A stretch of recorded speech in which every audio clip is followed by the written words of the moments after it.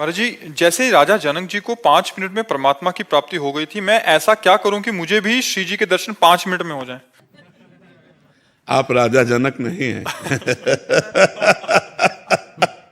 और हम गुरु अष्टावक्र नहीं है।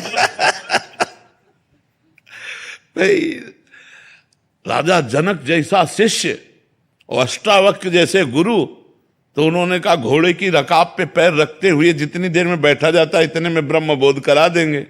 अब राजा जनक जैसे ज्ञानी, तो न तुम जनक हो ना अष्टावक्र। इसलिए बात यही समाप्त होती है, नाम जप करो, जब कृपा लाडली की तब दर्शन दे दे। लाडली कोई किसी के अधीन थोड़ी है, ब्रह्म भी जिनके अधीन है, जाके अधीन सदा इस सांवरो या ब्रज को सिरताज, हमारे माई श्यामाजू को राज। तो इसलिए हम नाम जप करें, उनसे विनय करें, वो कृपा करें तो हो सकता है बस शांति से। जी आयुषी शर्मा जी, बनारस। श्री हरिवंश महाराज जी, पहले मुझे मेकअप वगैरह का बहुत शौक था महाराज जी, और ऐसा लगता था खूब पैसा कमाऊं, बड़ा पद हो, सुंदर सुंदर भोग हो। महाराज जी, जब से सत्संग सुना है और यहाँ आना शुरू किया है केली कुंज में, तो महाराज जी तब से मतलब ये कम हो गया है, और मतलब ऐसा हो गया कि अभी केवल और केवल भजन करना है, वृंदावन वास हो जाए, प्रभु की प्राप्ति हो जाए। महाराज जी अब बहुत बड़ी कृपा हुई है जो ऐसी बात आई है, बहुत बड़ी कृपा हुई। बस इस बात को परिपक्व कर लो, अपने हृदय में बैठ जाए। वृंदावन वास होए चाहे ना होए, लेकिन नाम ना छूटे। जहां नाम है वहीं प्रभु हैं। अब हम वृंदावन वास करें, प्रभु का भजन ना हो तो बात ठीक नहीं। हमको प्रधानता रखनी है, पहली बात प्रभु के भजन की, कि हम जहां भी रहेंगे प्रभु का सुमिरन करेंगे। अब दूसरी बात, अर्जी लगाते रहिए कि वृंदावन वास हो जाए, अगर श्री जी वृंदावन वास दे दें और फिर भजन हो तो और बढ़िया बात है। पर जहां भी रहे भजन परायण रहे। मनुष्य जीवन का उद्देश्य यही है कि हम अपने कर्तव्य कर्म का पालन करते हुए, ध्यान से सुनो, अपने कर्तव्य कर्म का पालन करते हुए भजन करके भगवान को प्राप्त कर लें।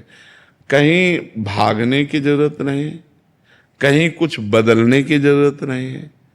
जो हो, जहां हो, जैसे हो, भगवान के हो, आप बस नाम जप शुरू कर दो, भगवान का सुमिरन करो, अच्छे कर्म करो, पवित्र भोजन करो, भगवान की कृपा हो जाएगी।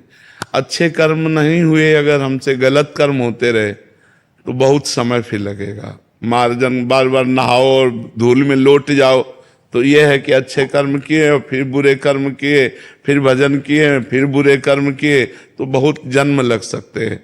अगर हमसे पाप कर्म ना हो और हम भजन करें तो हमारा मंगल। आपसे सही कहते हैं, ये वेश परिवर्तन या देश परिवर्तन, इससे कुछ नहीं होता। जब तक उद्देश्य परिवर्तन नहीं होता तब तक बात नहीं बनती। अगर हमारा उद्देश्य अंदर का बदल जाए, जैसे बच्चा बोला पहले उद्देश्य था शरीर श्रृंगार संसार सुख, अब हमारे अंदर लगता है कि मनुष्य जन्म की सार्थकता भगवत प्राप्ति, तो उद्देश्य बदल गया। अब आप नौकरी करो, व्यापार करो, कुछ भी करो, आपका उद्देश्य भगवत प्राप्ति है तो बढ़िया। अब जैसे उद्देश्य हो गया धन मान प्रतिष्ठा, तो अब आप चाहे बाबा जी बन जाओ, चाहे आप गृहस्थ रहो, वही चलेगा, क्योंकि उद्देश्य आपका धन बन गया ना, उद्देश्य आपका संसार बन गया। बस इसलिए हमें यह समझना है कि हमारा उद्देश्य ठीक हो जाए। भेष परिवर्तन, स्थान परिवर्तन खास बात नहीं है, खास बात है उद्देश्य परिवर्तन। और उद्देश्य जो बनावे उसकी सुरक्षा के लिए फिर वैसे ही आचरण करे, वैसे व्यवहार करे। ऐसे में शास्त्र स्वाध्याय करना, नाम जप करना, संयम से रहना, कोई पाप ना हो और खूब भजन करना, तो भगवान की प्राप्ति हो जाएगी। उद्देश्य परिवर्तन महान वस्तु है, स्थान परिवर्तन, भेष परिवर्तन इसका कोई खास विषय नहीं है।